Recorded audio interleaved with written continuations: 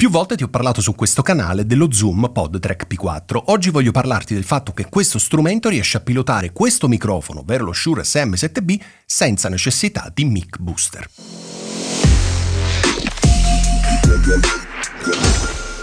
Come ti dicevo nell'introduzione, anche oggi ti voglio parlare dello Zoom PodTrack P4, ma in questo video voglio fare un focus molto particolare sul gain.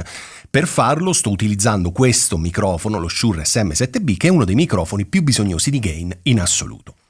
Ok, che cosa sta succedendo? Tu stai vedendo qui sulla mia scrivania c'è lo Zoom PodTrack P4 alimentato tramite il mio computer, quindi semplicemente con la porta USB-C. Ho le cuffie che ho in testa, le Sony MDR7506, che entrano nel canale 4 in questo caso, ma poco importa, e lo Shure SM7B è collegato nel canale 2. Potevo usare l'1, il 3, il 4, ho usato il 2, ok. Il gain del canale 2 è a 8, ok? Il gain va da 0 a 10 ovviamente ed è settato a 8. 8 e potrei anche diminuirlo in realtà, perché sto vedendo l'indicatore, potrei anche portarlo a 7,5. Questo strumento quindi, avendo 70 dB di gain, riesce tranquillamente a pilotare questo microfono, e quindi se riesce con questo microfono riesce con qualsiasi altro microfono, senza bisogno di comprare preamplificatori esterni, ok?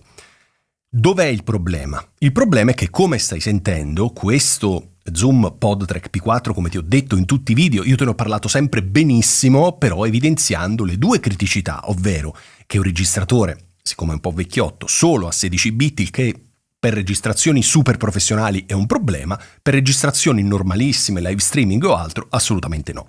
E la seconda criticità che ci viene, che è importante sottolineare adesso, è che i preamplificatori di questo strumento non sono i più silenziosi in assoluto. Nulla che con un equalizzatore, un qualsiasi plugin noi non possiamo risolvere. Ok, quindi non c'è nessun tipo di problema. Però ci tengo a dirti che fosse stato un preamplificatore super silenzioso, metterlo a metterlo a 8 non avrebbe significato nulla. In questo caso introduce un po' di rumore in sottofondo, ok? Nulla di preoccupante, nulla che non si possa correggere in post-produzione, però ci tenevo a raccontartelo. Quindi, sintetizzando questo video, che voleva comunque essere molto breve, ho collegato lo Shure SM7B al PodTrack P4 e questo lo sta pilotando nel modo migliore possibile, cioè con un gain di 8, quindi restano ancora due tacche, 9 e 10, per poter aggiungere altro gain. E come vedo, in realtà potevo anche settarlo a 7,5, ok? Quindi c'è veramente tanto gain, 70 dB, non sono assolutamente pochi, ok? Bene, spero che questo video ti abbia chiarito a tutti coloro che mi avevano chiesto questa informazione, l'abbia finalmente chiarita, e se avete altri dubbi, domande, curiosità, ovviamente commentate il video e io rispondo nel più breve tempo possibile. Ok, grazie mille e noi ci vediamo settimana prossima.